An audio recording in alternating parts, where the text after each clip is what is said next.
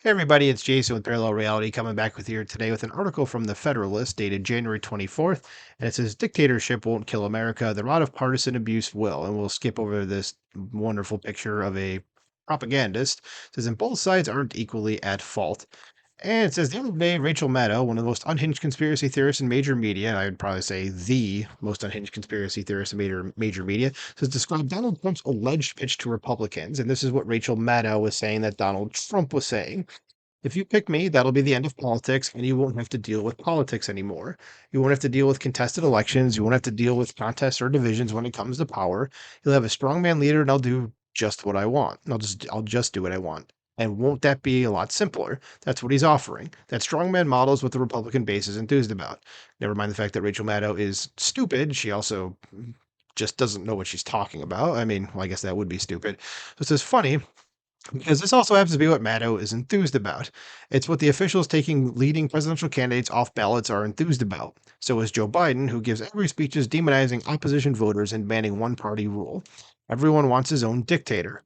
Every president wants to be one. Politics can turn normally rational people into raging authoritarians, and I think we've seen that a lot in the last few years, and it's definitely not coming from the right.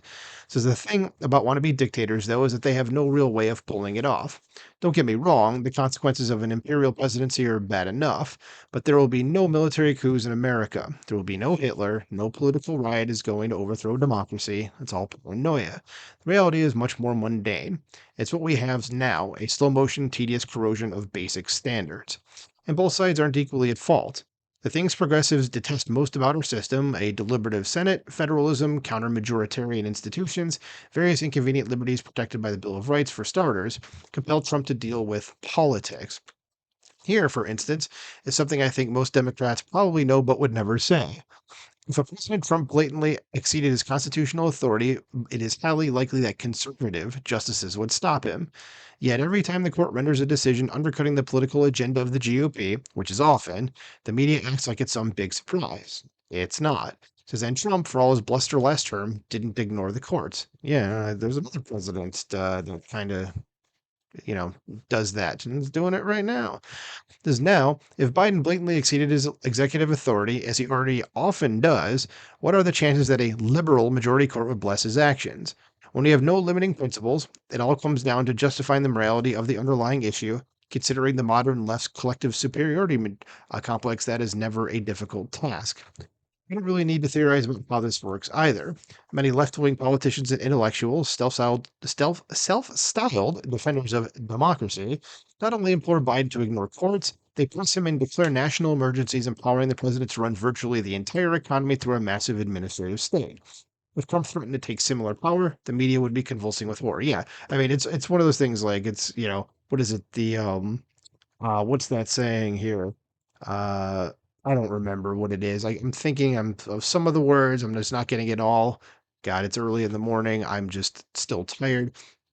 Oh yeah, rules for thee, but not for me. That's what this is, basically. It says, indeed, the contemporary left isn't working to delegitimize the court because it harbors ethical concerns, as the people leading the charge are corrupt, and doesn't surprise me. It says it's because they want to circumvent a court that still occasionally limits state power and preserves American democracy. Won't that be a lot simpler? Maybe if Trump wins in 2024, he'll figure out that the Federalist Society's principal jurists make no political sense for him and nominate lightweight partisans like Sonia Sotomayor to uphold whatever crackpot theory he wants. Why not? So when the Supreme Court upheld the Civil Rights Act, eliminating racist preferences in schools, Biden said, we cannot let this decision be the last word. I want to emphasize, we cannot let this decision be the last word. That is something of a mantra for him. And he likes to repeat himself, too, because, well, he is playing a few clowns short of a circus at this point. A few years ago, Biden admitted he didn't have the constitutional authority to extend Trump's eviction moratorium. An extension would not pass constitutional muster, he said. The president, the administration noted, had not only kicked the tires, he has double, triple, and quadruple checked. Says it was illegal, and Biden did it anyway, which we're seeing a lot of that, aren't we? Says congressional Democrats, tasked to protect the interests of their institution, cheered him on. The same goes for the obviously unconstitutional student loan bailout that Biden keeps proposing. High-ranking Democrats, in fact, demand that Biden ignores the Constitution and separation of powers. Oh, yeah, it seems to all be coming from one side, doesn't it? So if Biden feels like he can dismiss SCOTUS on student loans or anything else, why shouldn't Texas ignore SCOTUS on protecting its borders? Maybe Texas should think about taking up the Biden method, which would entail erecting a new, slightly different fence every time the court shoots down the idea. Says all of it is reminiscent of Barack Obama telling Americans he couldn't pass the Dream Act because he was not a king or an emperor, and then doing it anyway. Yeah, and Obama's probably patient zero for why things are the way they are in this country right now. As indeed, the premise of the Obama presidency was the circumvention of politics, summed up neatly in the illiberal notion of political unity. Once Obama lost control of Congress in 2010, he not only acted like a person who didn't have to deal with politics anymore, he became the first president in memory to openly champion working around the lawmaking branch of government. And he said, if Congress won't act, I will. He liked to say, people cheered. So since then, every time Democrats can't get their way, we are inundated with stories about how the system isn't working correctly, rather than stories about how the contemporary left is destroying the system to fix the problem. Now, I'm not naive. Most voters couldn't care less about these idealistic arguments. I don't know what time it is, apparently. That said, protecting the system is not only a high minded pursuit, it's the most practical way to preserve your own policy achievements and freedoms. But you can't expect the opposition to play by rules when you refuse to honor them. Yeah, and I mean, I think it's at that point where, like, the right just needs to say, well, if you guys are going to do that, well, stuff like that, we're going to do that too. I mean, why not?